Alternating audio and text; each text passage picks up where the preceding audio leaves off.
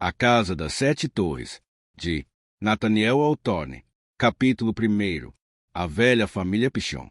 Mais ou menos na metade de uma rua transversal de uma das pequenas cidades da nossa Nova Inglaterra, fica uma velha, decadente casa, com 7 torres pontudas, viradas para os vários pontos da bússola, e uma pesada e enorme chaminé no meio. A rua se chama Rua Pichon. A casa é a velha casa dos Pichon, e um olmo, de tronco muito largo, que cresce diante da porta, é conhecido por todos os habitantes da cidadezinha pelo nome de Olmo dos Pichon. Em minhas ocasionais visitas àquela cidade, nunca deixei de descer a Rua Pichon, para ter oportunidade de passar à sombra das duas antiguidades, o frondoso olmo e a decrépita casa. O aspecto da venerável mansão sempre me impressionou como se tivesse uma expressão humana, trazendo não apenas os sinais das tempestades da luz do sol, mas criada também pelo longo transcurso de vida mortal e pelas vicissitudes transcorridas dentro daquelas paredes. Se devidamente recontadas, constituiriam uma narrativa bastante interessante e instrutiva, apresentando, além disso, uma certa notável unidade, que quase parecia resultar de uma disposição artística. A história, porém, teria de abranger uma série de acontecimentos se estendendo pela maior parte de um período de 2 séculos, que, escrita com razoável amplitude, encheria um grande volume em fólio, ou uma longa série de duodécimos, que corresponderiam aos anais da Nova Inglaterra durante um período semelhante. Em consequência, torna-se imperioso reduzir a obra, aproveitando a maior parte das tradições tendo por tema a velha Casa dos Pichon, também chamada Casa das Sete Torres. Assim sendo, apresentando um breve relato das circunstâncias que rodearam a construção da casa e uma rápida descrição de sua exótica aparência, enegrecida pelas rajadas do predominante vento leste, salientando, também, aqui e ali, alguns pontos de sotelhado de suas paredes onde o musgo se mostra mais verdejante. Começaremos a verdadeira ação de nossa narrativa em uma época não muito distante dos dias atuais. Ainda assim, haverá uma ligação com o longínquo passado, uma referência a personalidades, acontecimentos esquecidos e a costumes, sentimentos e opiniões que se tornaram quase obsoletos, que, se adequadamente transmitida ao leitor, servirá para mostrar quantos velhos materiais contribuem para renovar a vida humana. Com isso, também poder-se-á tirar uma valiosa lição da pouco divulgada verdade de que a atuação da geração passada é o germe que pode e deve produzir um bom ou um mau fruto em um longínquo futuro, que, ao lado da semente de uma safra meramente temporária, que os mortais chamam de conveniência, inevitavelmente se mostram as glândulas de uma vegetação mais duradoura, capaz de lançar uma sombra escura sobre sua posteridade. A Casa das Sete Torres, velha como agora se mostra, não foi a primeira habitação erguida por homens civilizados exatamente no mesmo chão. A Rua Pichon anteriormente trazia a denominação mais humilde de Caminho de Maule, nome do primeiro ocupante do terreno, de cuja porta da choupana partia um estreito trilho. Uma fonte natural de água doce e saudável, um tesouro raro na península marítima onde se erguera a colônia puritana, bem cedo induzira Matthew Maule a construir naquele ponto a sua rude choupana, embora ficasse bem longe do que era então o centro da aldeia.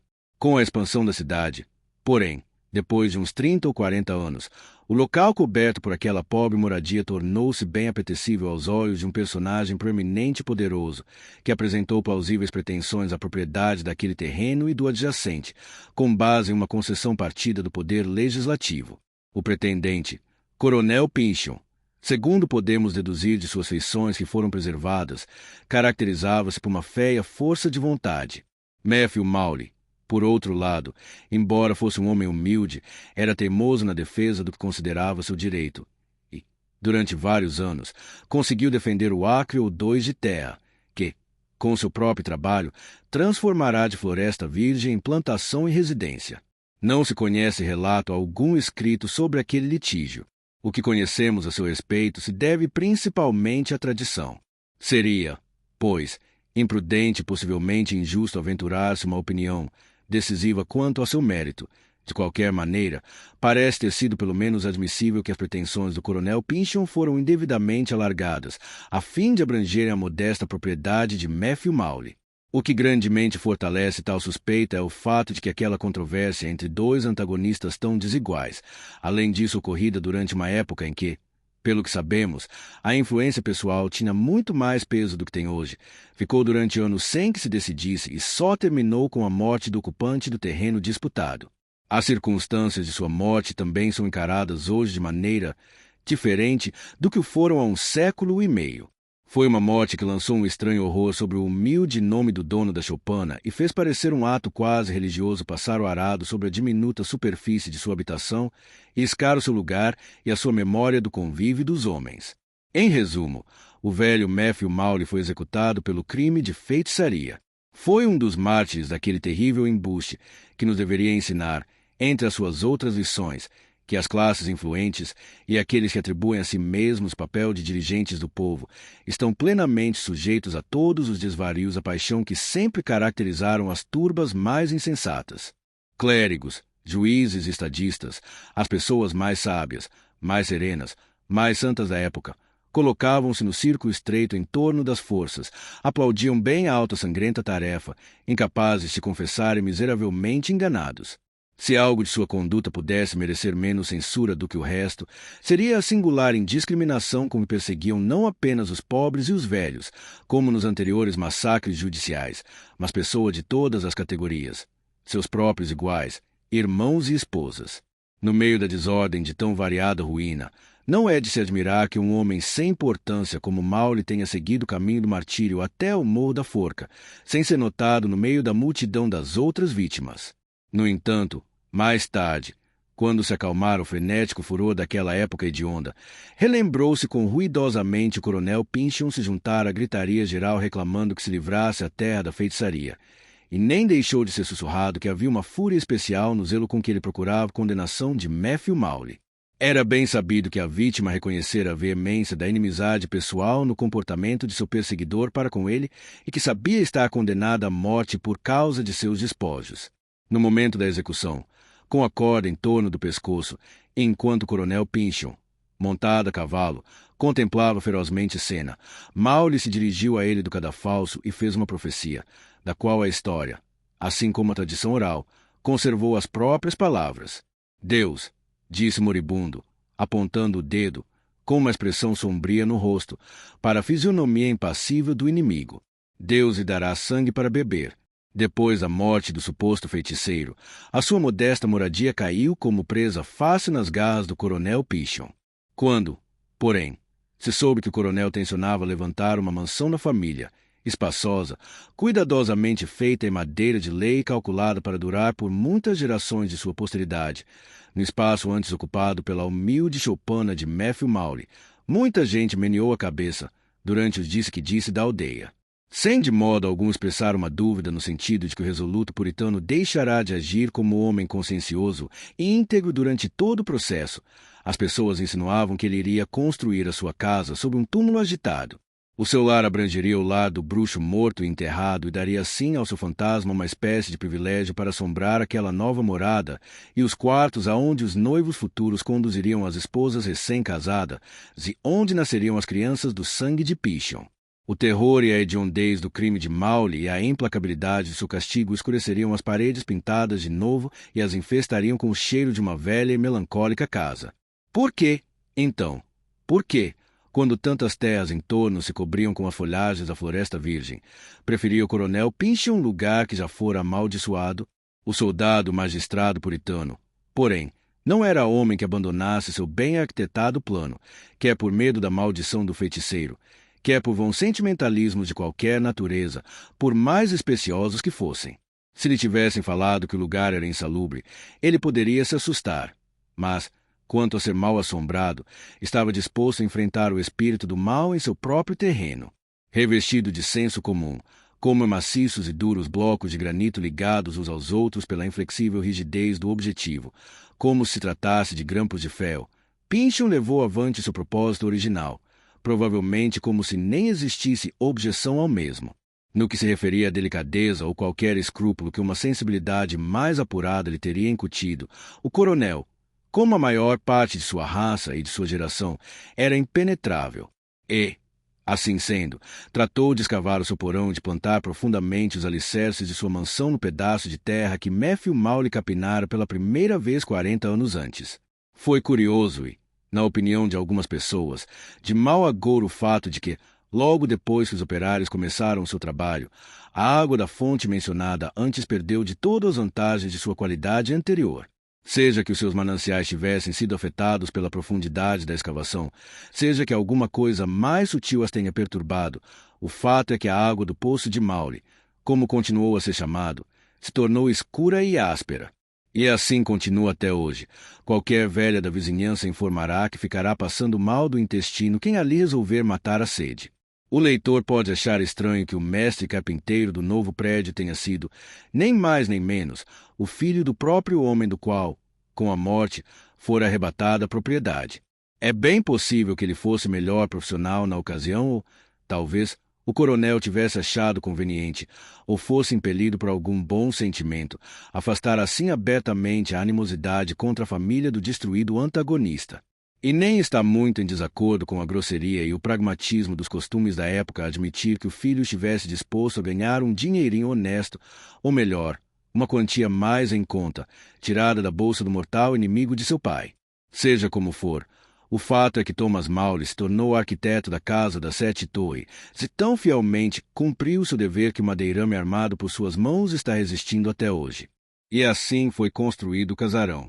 Nítida como se encontra tal casa na memória do autor, pois foi objeto de curiosidade desde a infância, tanto como exemplo a melhor e mais destacada arquitetura de uma época bem antiga como por ter sido cenário de acontecimentos plenos de interesse humano, mais talvez que o de um castelo feudal. Nítida como está em sua memória a casa em sua decadente velhice, se torna para ele difícil imaginá-la bem novinha, quando primeiro se expôs à luz do sol. A impressão causada pelo seu estado atual, a distância de 170 anos, inevitavelmente escurece a descrição que gostaríamos de fazer de seu aspecto na manhã em que o magnata puritano convocou todos os habitantes da cidade como seus convidados. Iria realizar-se a cerimônia da bênção não somente religiosa, mas também festiva. Uma prece e um sermão do reverendo senhor Higginson e o arremesso de um salmo, lançado pelas gargantas de toda a comunidade, se tornaram mais aceitáveis para os sentidos mais grosseiros, graças à profusão de cerveja, cidra, vinho e aguardente, e, como algumas autoridades admitiram, pelo peso e substância de um boi, bem aproveitado em suas partes mais saborosas. A carcaça de um veado, abatido a menos de 20 milhas dali, forneceram material suficiente para encher a vasta circunferência de uma empada. Um bacalhau de 60 libras, pescado na Bahia, fora dissolvido em um caldo ricamente temperado. Em resumo, a chaminé da nova casa, soltando a fumaçada da cozinha, enchia a atmosfera do cheiro de carnes variadas de quadrúpedes, aves e peixes, condimentadas com fartura de ervas odoríferas e cebolas. O próprio cheiro de tal festa, abrindo caminho até as narinas de todo o mundo, constituía, ao mesmo tempo, um convite e um aperitivo. O caminho de Maule, ou a rua Pinchon, como era agora mais decorosamente chamado, ficou repleto na hora marcada, como se tratasse da congregação a caminho da igreja. Todos, ao se aproximarem, levantavam os olhos para o imponente edifício, pronto a assumir o seu destacado papel entre as habitações da humanidade. Lá estava ele, um pouco afastado do alinhamento da rua, mas cheio de orgulho e não de modéstia. Todo o seu visível exterior era ornamentado com estranhas figuras concebidas como grotescas fantasias góticas pintadas ou estampadas no reboco brilhante, formadas por cal, cascalho ou pedacinhos de vidro, os quais enchiam o madeiramento das paredes. Em cada lado, as 7 torres apontavam abruptamente para o céu e ofereciam o aspecto de toda uma irmandade de edifícios, respirando através das espirais de uma grande chaminé. As muitas rótulas, com as suas pequenas vidraças em forma de losangos, deixavam entrar a luz solar no vestíbulo e na sala, enquanto, por outro lado, o segundo pavimento, projetado acentuadamente sobre a base, mergulhava em uma certa penumbra os aposentos de baixo. Sob as saliências dos andares viam-se globos de madeira entulhados. Em cada uma das 7 pontas do telhado havia hastes de ferro espiraladas. Na parte triangular da torre que dava frente para a rua, fora colocado, naquela própria manhã, um relógio de sol e lá estava sendo marcada a primeira hora de uma história que não seria, de modo algum, brilhante. Em torno, viam-se espalhados aparas, lascas, cascalho e pedaços quebrados de tijolos. Tudo isso, de mistura com a terra removida, e na qual capim ainda não começara a crescer, contribuía para dar um aspecto de estranheza e novidade a uma casa que ainda teria de ocupar o seu lugar entre os interesses cotidianos dos homens. A entrada principal, quase tão larga quanto a porta de uma igreja, ficava em um ângulo entre as duas torres à frente e era coberta por um pórtico aberto, a cuja sombra havia alguns bancos. Sob aquela cúpula arqueada, limpando os pés na soleira ainda não usada, agora pisavam os clérigos, os anciãos, os magistrados, os diáconos e todos os demais representantes da aristocracia que havia na cidade ou no condado. Para além, acotovelava-se a plebe, tão à vontade quanto seus superiores em número muito maior.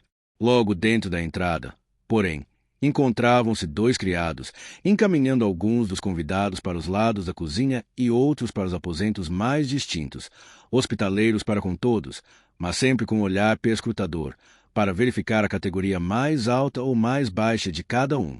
Roupas de veludo, escuras mas ricas, golas e faixas bem gomadas, luvas bordadas, barbas veneráveis, a pose e a fisionomia autoritárias tornavam fácil distinguir os homens de categoria daquele tempo do pequeno comerciante, com o seu ar preocupado, ou do trabalhador, com seu casaco de couro, entrando desapontado na casa que talvez ajudara a construir. Uma circunstância pouco auspiciosa despertou um mal disfarçado constrangimento em alguns dos visitantes mais exigentes. O fundador da imponente mansão, cavalheiro conhecido por sua inequívoca e insistente cortesia, deveria, certamente, ter ficado à porta de sua casa e cumprimentar em primeiro lugar as muitas eminentes personalidades que se apresentavam para honrar a sua festa. No entanto, ele estava invisível. Nem o mais importante dos convidados o vira.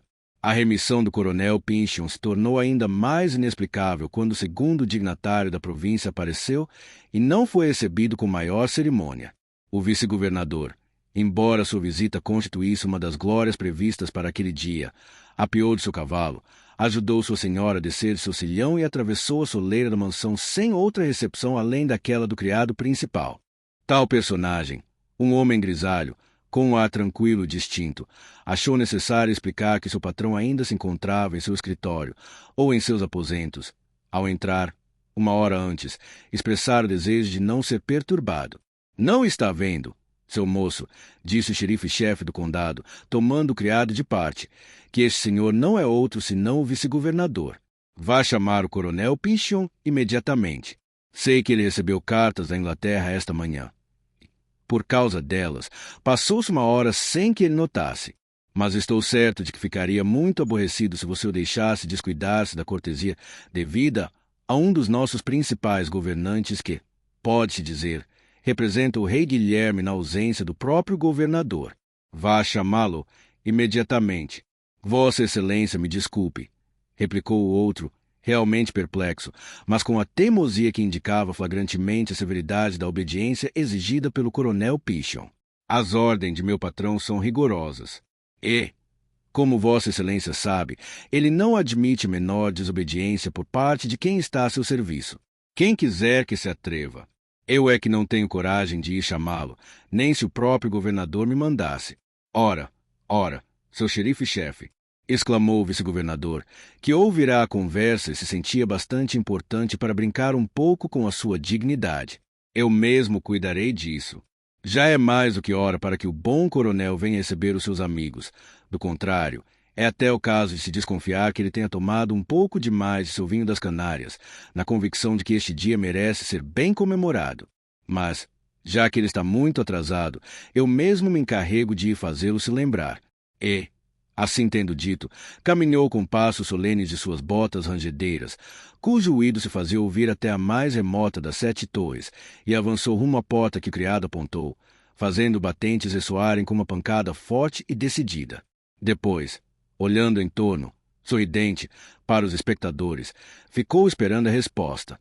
Como não veio a resposta, tornou a bater, porém com o mesmo resultado insatisfatório da primeira vez. E então, tendo um gênio um tanto irritável, o vice-governador levantou o pesado corpo de sua espada e bateu com tanta força na porta que alguns dos presentes sussurraram que o barulho seria bastante para perturbar os mortos. Não pareceu, entretanto, produzir o menor efeito sobre o coronel Pyncheon. Quando se fez silêncio, Este foi absoluto, opressivo, embora muitos dos convidados já tivessem tido oportunidade de afrouxar a língua com alguns tragos de vinho ou outra bebida. É estranho, muito estranho, exclamou o vice-governador, que substituíra o sorriso por uma fisionomia carrancuda. Já, porém, que o nosso anfitrião nos deu o exemplo de esquecer a cerimônia, vou também pô-la de lado e tomar a liberdade de entrar em seus aposentos. Empurrou a porta, que se escancarou, deixando passar uma baforada de vento, como um alto suspiro vindo de dentro, ao abrir caminho para o interior da casa nova. O sopro do vento encrespou os vestidos de seda das damas, agitou as perucas cacheadas dos cavalheiros e sacudiu os batentes da janela e as cortinas dos quartos de dormir, provocando por toda parte uma singular agitação, que, no entanto, se assemelhava mais a um espanto silencioso. À sombra de um temor e de um meio pressentimento, ninguém sabia onde nem o que, se estendeu sobre todos os presentes. Todos se encaminharam, porém, para a porta aberta, empurrando, no impulso da curiosidade, o vice-governador em sua frente, para dentro dos aposentos do coronel. À primeira vista, nada foi notado de extraordinário. Um cômodo de tamanho regular, muito bem mobiliado, um tanto escurecido pelas cortinas. Havia prateleiras com livros, na parede, um grande mapa, assim como o retrato do coronel Pynchon, embaixo do qual estava sentado em uma poltrona de roubo o próprio coronel, com uma pena de escrever na mão. Na mesa, diante dele, viam-se cartas, pergaminhos e folhas de papel em branco. E ele parecia estar olhando para a multidão curiosa, em cuja frente se encontrava o vice-governador, de cara fechada, como se irritado com a ousadia que levará aquela gente a invadir os seus aposentos. Um menino, neto do coronel e o único ser humano que se atrevia a tratá-lo com intimidade, abriu caminho entre os convidados e correu rumo à poltrona onde o velho se encontrava. Depois, parando de repente, começou a tremer, horrorizado. Os convidados, agitados como as folhas de uma árvore quando são todas sacudidas pelo vento, aproximaram-se e perceberam que havia uma estranha distorção na fixidez do olhar do coronel, que a sua gola estava suja e a barba saturada de sangue. Era tarde demais para socorrê-lo. O puritano de coração de pedra, o implacável perseguidor, o ganancioso e obstinado homem, estava morto. Morto em sua própria casa. Há uma tradição, que merece ser mencionada apenas para trazer um matiz de temor supersticioso, uma cena talvez já bastante lúgubre sem ele, uma tradição segundo a qual se ouviu uma voz bem alta entre os convivas, semelhante à voz do velho Matthew Maury, o feiticeiro executado. Deus lhe deu sangue para beber. Assim, bem cedo uma convidada, a única convidada que, com toda certeza, mais cedo ou mais tarde, acaba entrando em toda morada humana. Assim, bem cedo a morte atravessou os umbrais da casa das 7 torres. A súbita e misteriosa morte do coronel Pynchon causou grande sensação. Surgiram muitos comentários que chegaram, de certo modo, até a atualidade, a respeito da violência cometida.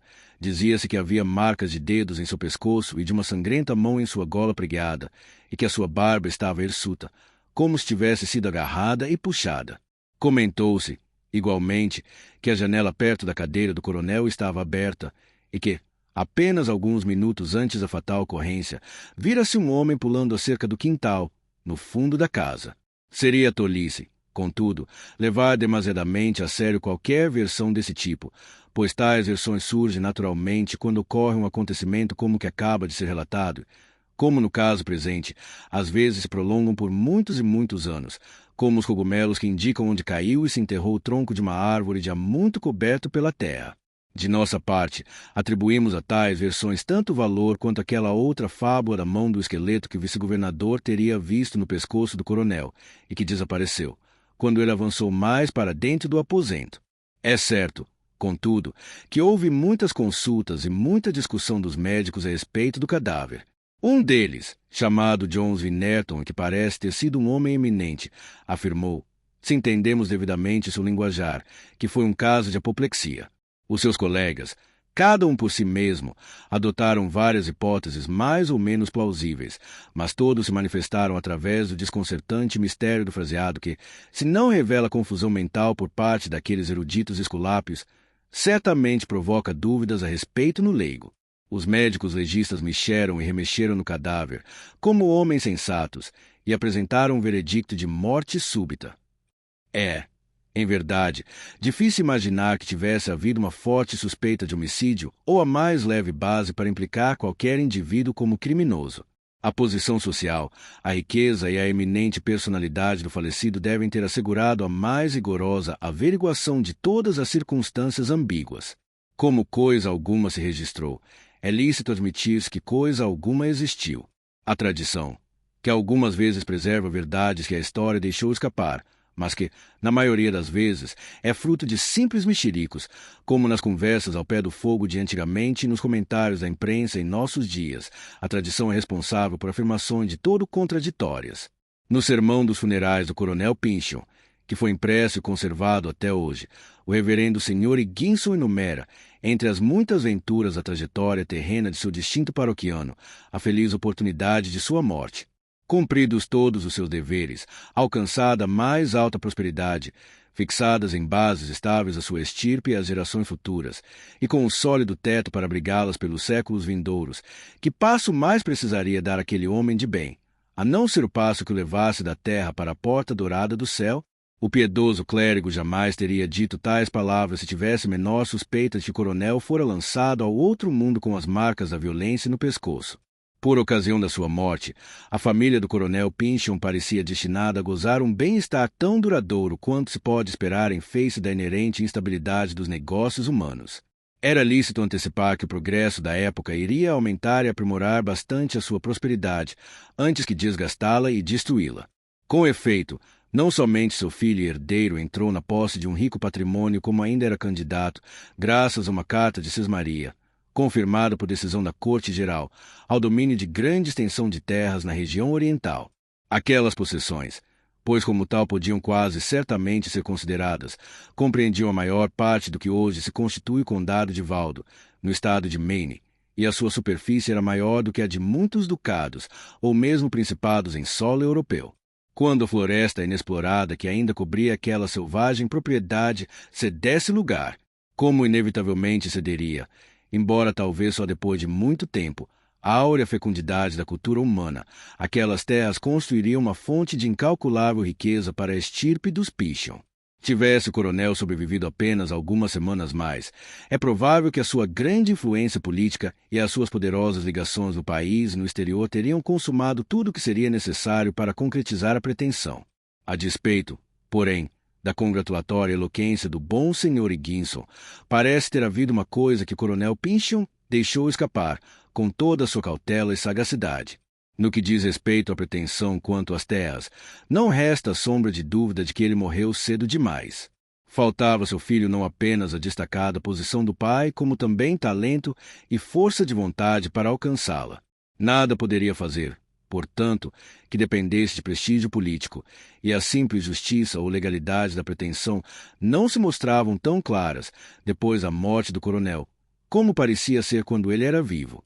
Algum elo da ligação escapara da sequência de prova, e não pôde mais ser encontrado.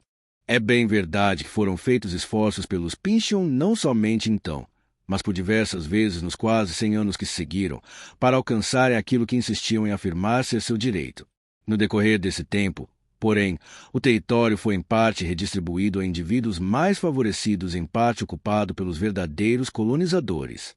Esses últimos, se ouviram falar do título dos Pynchon, devem ter rido à ideia de alguém pretender ter direito, com base mofados pergaminhos trazendo as quase apagadas assinaturas de governantes e legisladores já muito mortos e esquecidos, a terras que eles ou seus pais tinham explorado e cultivado à custa de pesado trabalho. Aquela impalpável pretensão não deu resultado mais concreto do que alimentar, de geração em geração, a absurda ilusão da importância da família, que, durante todo aquele tempo, caracterizou os Pynchon.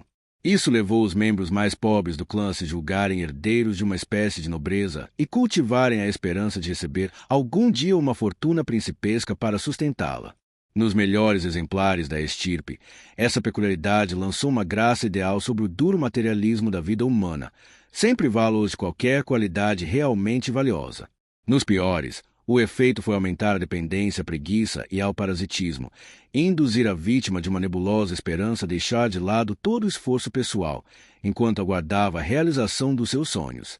Anos e anos depois que a sua pretensão se apagara na memória dos outros, os Pynchon continuavam a consultar o velho mapa do coronel Pynchon, que fora feito quando o condado de Valdo não passava de uma selva inexplorada.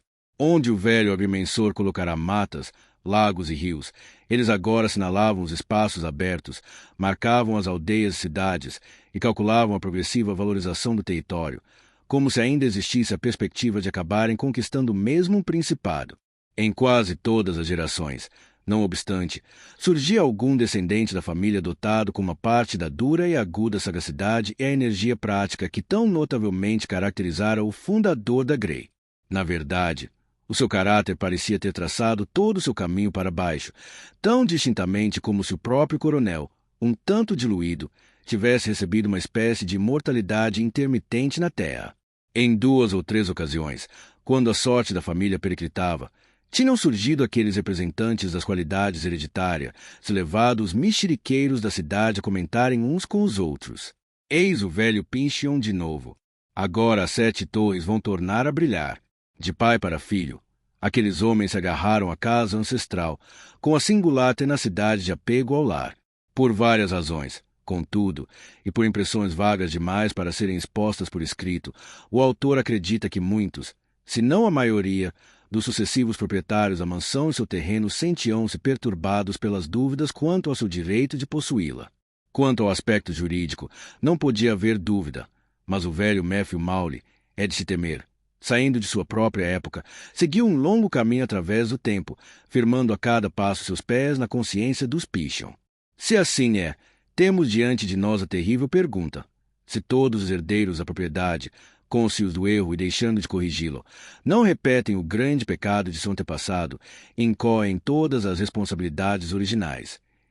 Supondo que tal seja o caso, não seria o modo mais correto de expressão dizer, a respeito da família Pynchon, que ela herdou um grande infortúnio, e não o contrário? Já esclarecemos não ser nosso intuito contar a história da família Pynchon, em sua ininterrupta conexão com a Casa das 7 Torres, nem mostrar, à guisa de uma imagem mágica, como as intempéries a passagem no tempo arruinaram a venerável mansão. Parecendo retratar a sua vida interior, um grande e embaçado espelho, pendurado na parede de um dos aposentos, continha, segundo a lenda, em suas profundidades, todas as figuras que ali refletira. O velho coronel e seus muitos descendentes, alguns nas vestes da primeira infância, outras no vício da beleza feminina, ou entristecidos com as rugas da idade provecta. Se tivéssemos o segredo daquele espelho, gostaríamos de sentar diante dele e transferir para estas páginas as suas impressões. Contava-se, porém, uma história, para a qual é difícil se conceber qualquer fundamento, segundo a qual a posteridade de Matthew Mowley estava, de certo modo, relacionada com o mistério do espelho, e que, através de algo que parece ter sido uma espécie de processo mesmeriano, podia tornar a sua região interna bem viva com os Pynchon falecidos. Não como eles se mostravam ao mundo em suas melhores e mais felizes horas, mas cometendo de novo algum pecado ou nas crises do pior sofrimento da vida. A imaginação popular, na verdade, por longo tempo se ocupou com o caso do velho puritano Pynchon e do feiticeiro Mowley. A praga que o último rogou do cadafalso era relembrada, como importante acréscimo que se tornará parte da herança dos Pynchon. Se alguém da família sequer limpasse a garganta, não faltaria quem, estando por acaso ali perto, comentasse, contendo o riso: bebeu o sangue de Mowley. A morte repentina de um Pynchon, há cerca de 100 anos, em circunstâncias muito parecidas com o que se relata a respeito do passamento do coronel, foi considerada como uma probabilidade adicional da opinião a respeito. Considerava-se, além disso, como sombria e nefasta circunstância o fato de um retrato do coronel permanecer pendurado na parede do quarto em que morreu, em obediência, segundo se dizia, a uma cláusula do seu testamento. A sua fisionomia severa, inescrutável, parecia simbolizar uma influência maligna, tão sombria que misturar a sombra de sua presença com a luz solar da hora que passava não permitia que bons pensamentos jamais pudessem germinar e florir naquele lugar. Uma mente sensata, equilibrada, não encontrará sinal de superstição sequer no que figuradamente expressamos, afirmando que o fantasma de um progenitor defunto, talvez como parte de seu próprio castigo, é muitas vezes condenado a se tornar o gene do mal de sua família.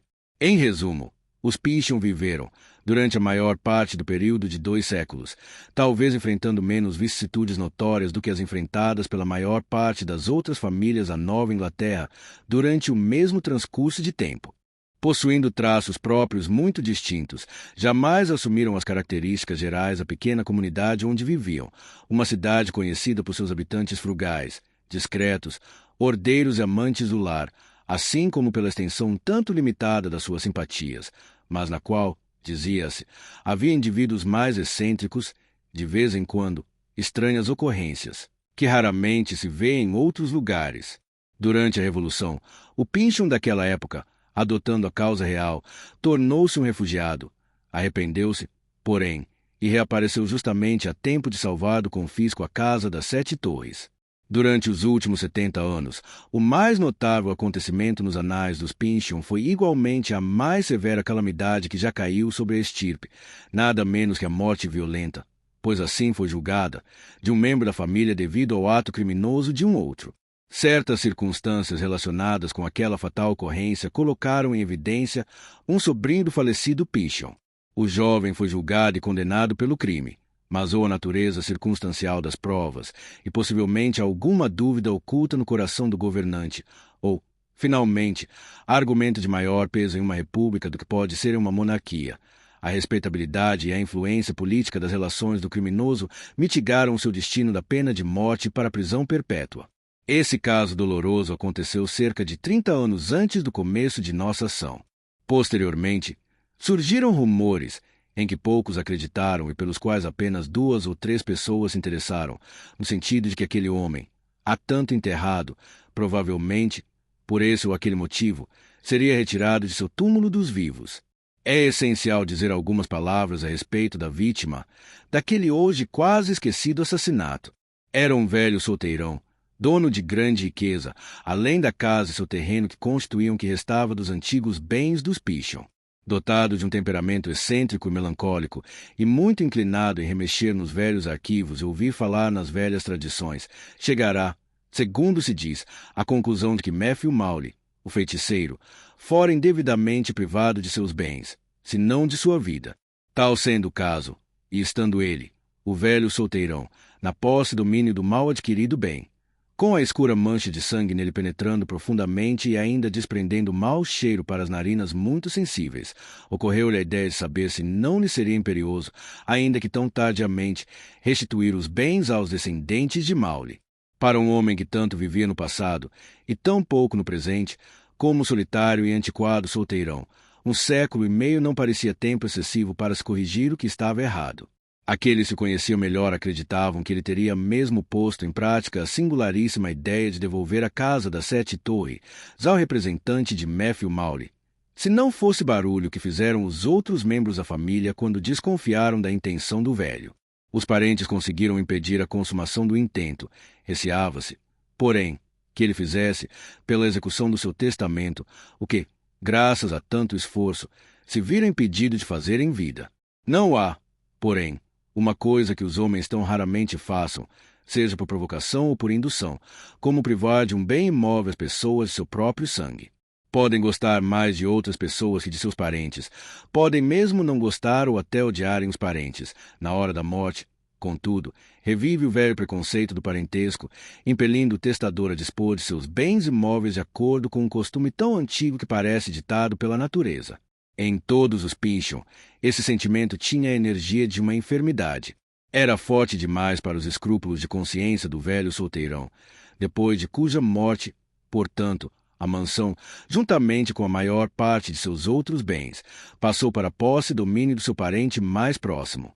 Esse parente era um sobrinho, primo do miserável jovem que foi condenado como assassino do tio. O novo herdeiro, até receber a herança, tinha fama de ser um tanto irresponsável, mas, depois de beneficiado, tornou-se um respeitável membro da sociedade. Na verdade, revelou-se um Pynchon da melhor qualidade e gozou de mais prestígio social do que qualquer outro de sua grey, desde o tempo do patriarca puritano. Dedicando a mocidade ao estudo do direito e tendo uma natural queda para a profissão, conseguiu, dentro em pouco, ocupar um cargo em um tribunal inferior, que lhe garantiu, para o resto da vida, o invejável e imponente título de juiz. Mais tarde, Militou na política, sendo eleito para 2 legislaturas do Congresso, além de desempenhar um papel de relevo em ambos os ramos do Legislativo Estadual. O juiz Pynchon honrou, sem sombra de dúvida, o nome de sua família. Adquiriram um sítio, a poucas milhas de sua terra natal, e ali passava o tempo que conseguia roubar ao serviço público, ostentando todas as qualidades e virtudes. Como salientar um jornal em vésperas de eleição, condizentes com o cristão, o bom cidadão, o agricultor e o gentleman. Restavam poucos Pynchon para se iluminarem ao sol da prosperidade do juiz. No que dizia respeito ao crescimento natural, a família não vicejara. Parecia, ao contrário, estar minguando. Ao que se sabia, seus únicos membros restantes eram, primeiro, o juiz e um único filho seu sobrevivente, que andava agora viajando pela Europa. Em segundo lugar, o preso condenado a 30 anos, sobre o qual já falamos, uma sua irmã, que morava ali levando uma vida de reclusa, na casa das 7 Torres, da qual tinha usufruto pelo testamento do velho solteirão. Sabia-se ser ela paupérrima, e parecia ter escolhido continuar sendo, pois o seu opulento primo, o juiz, repetidamente lhe oferecerá uma vida confortável, fosse na velha mansão, fosse em sua moderna residência. A última e mais jovem representante dos Pynchon era uma roceirinha de 17 anos, filha de outro primo do juiz, que se casara com uma moça pobre e humilde e morrera cedo, deixando a família praticamente desamparada. A viúva se casara de novo havia pouco tempo. Quanto à descendência de Matthew Mowley, supunha-se que estivesse extinta. Durante muito tempo depois da morte do feiticeiro, porém, os Mowley tinham continuado a morar na cidade onde seu progenitor sofrerá morte tão injusta. Segundo tudo indica, era uma gente sossegada, honesta, ajuizada, que não alimentava rancor para com pessoas ou para com o público por causa do mal que lhe haviam feito, ou se, no íntimo do lar, transmitiam, de pai a filho, qualquer lembrança hostil do destino do feiticeiro e de seu patrimônio perdido. Tal coisa não motivou qualquer ação ou foi abertamente manifestada. Nem seria de se espantar se aquela gente tivesse acabado se esquecendo que a Casa das 7 Torres apoiava a sua estrutura em uma base que fora legitimamente sua. Havia algo de tão maciço, de tão estável e de uma imponência quase irresistível no pressentimento exterior da ordem estabelecida e de grandes fortunas que a sua própria existência parecia lhe dar o direito de existir. Era, pelo menos, uma tão excelente violação do direito que poucos homens pobres e humildes teriam força moral para contestá-la, mesmo em seus pensamentos secretos. Tal é o caso agora, depois de superados tantos velhos preconceitos, e era muito mais nos dias anteriores à Revolução, quando a aristocracia podia aventurar-se a ser orgulhosa e os humildes se contentavam com a sua humildade.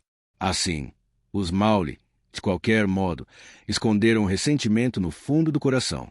Em geral, eram muito pobres, sempre plebeus e obscuros, trabalhando manualmente com pouca recompensada diligência, labutando nos cais de embarque ou embarcados como simples marinheiros, vivendo aqui e ali na cidade, em alojamentos alugados, chegando afinal ao asilo dos desamparados, como o lar natural de sua velhice.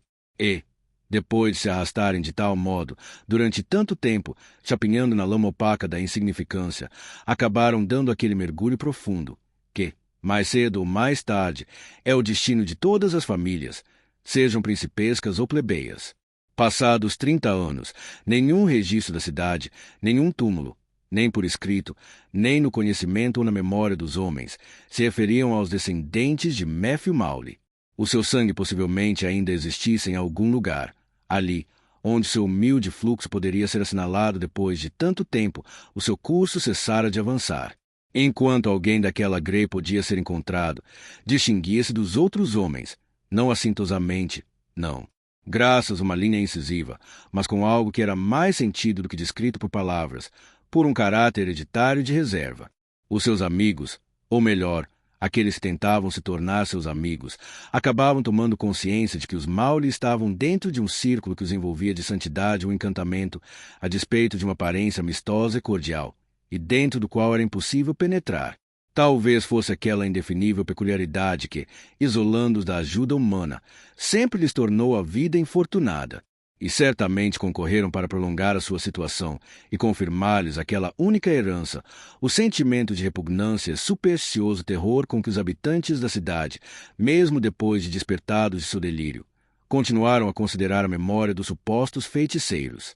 A túnica, Ou melhor, o manto esfarrapado do velho Matthew mal lhe caíra sobre os seus descendentes. Acreditava-se, de certo modo, que eles haviam herdado atributos misteriosos. Dizia-se que os olhos da família possuíam estranho poder. Entre outras propriedades e privilégios inofensivos, um era especialmente comentado, o de influenciar os sonhos dos outros.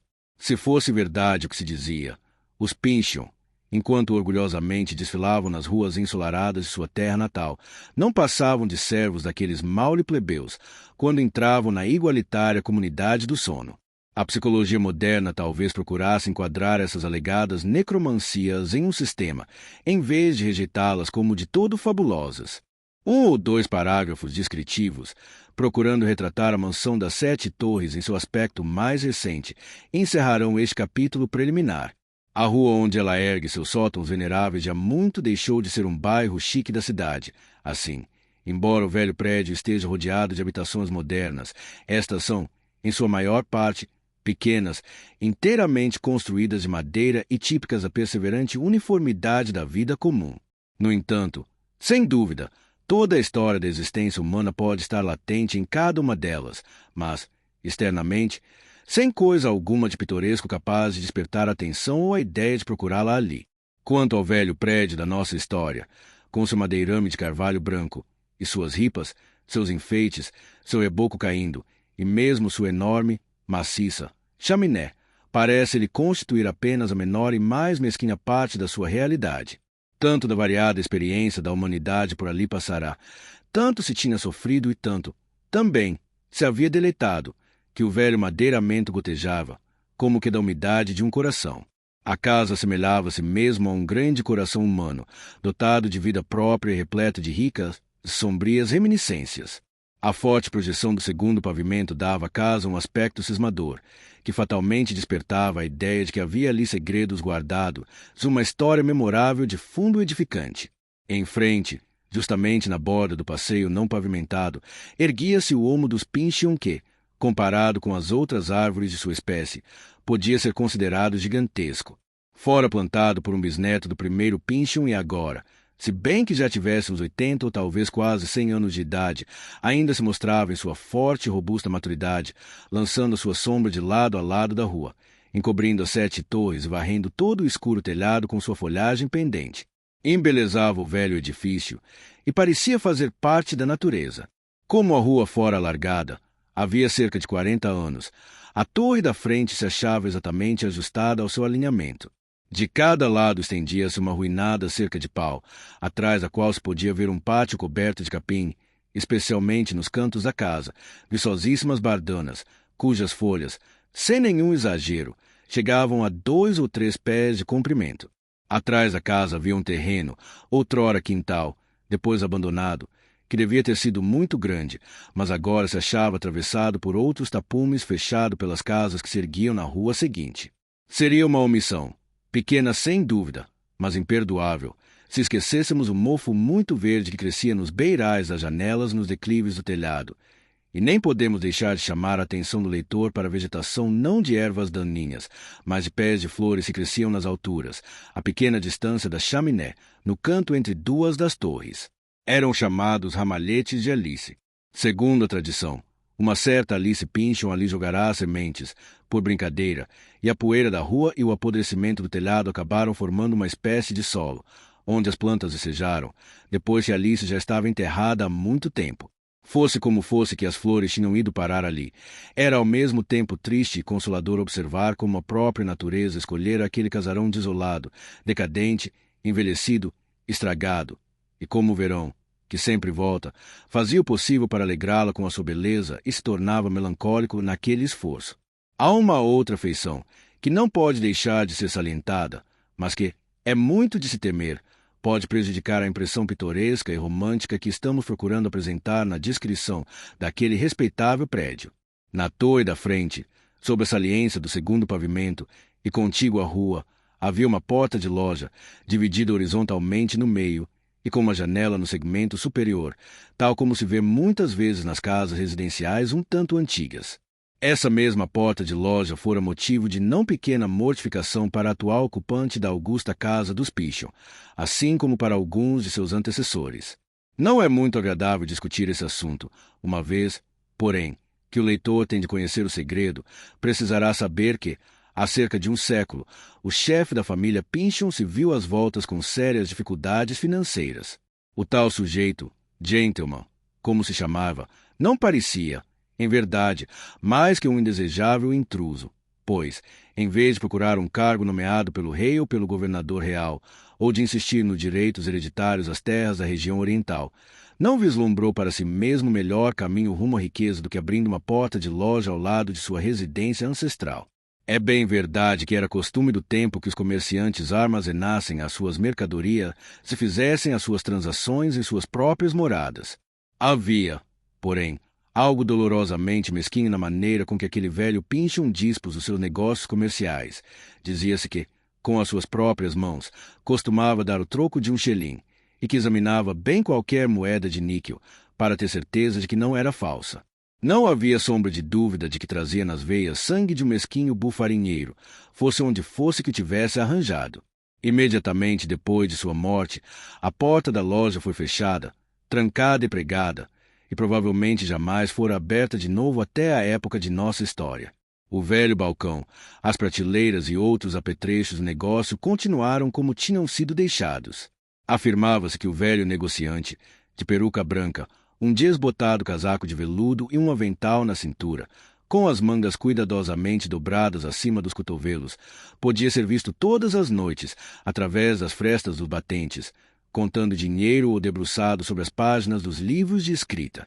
Pela expressão de profundo sentimento do seu rosto, era de se deduzir que ele fora condenado a passar a eternidade fazendo o vão esforço de equilibrar as suas contas.